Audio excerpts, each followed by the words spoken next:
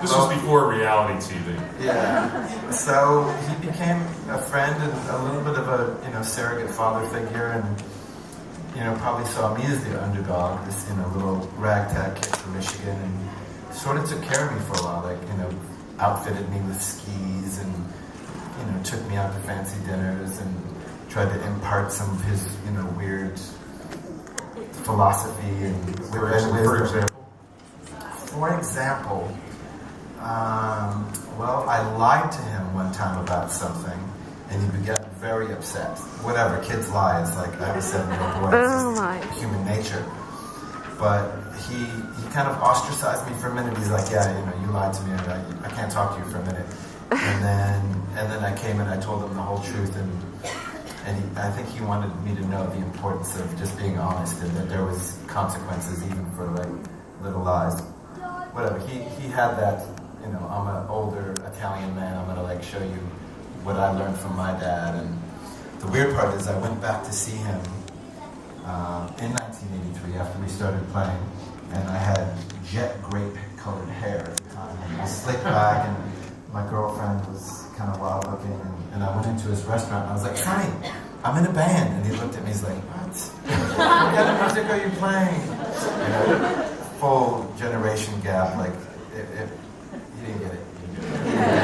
But God bless him, he did have love for me, and I went from being a fan of his television show to being friends with him to wondering why he wasn't into my music.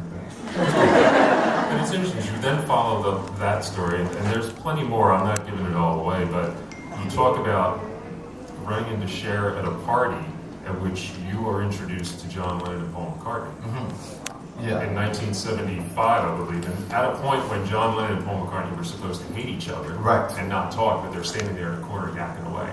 Yeah.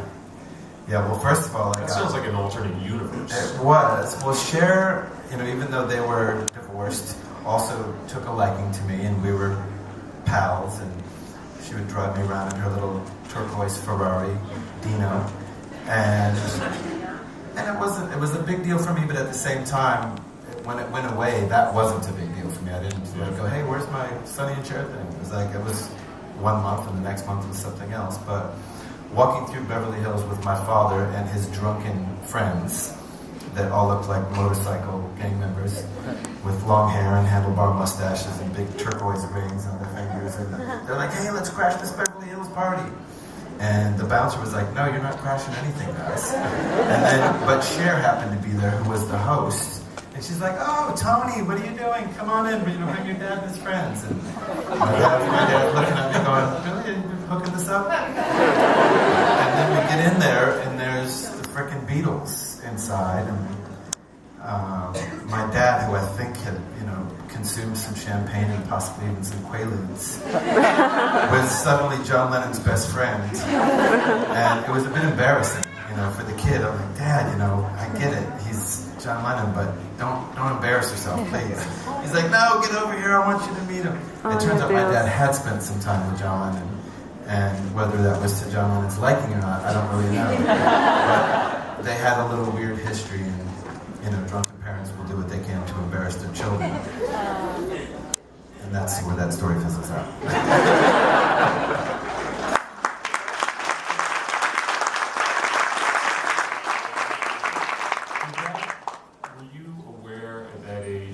That proximity to artists and people that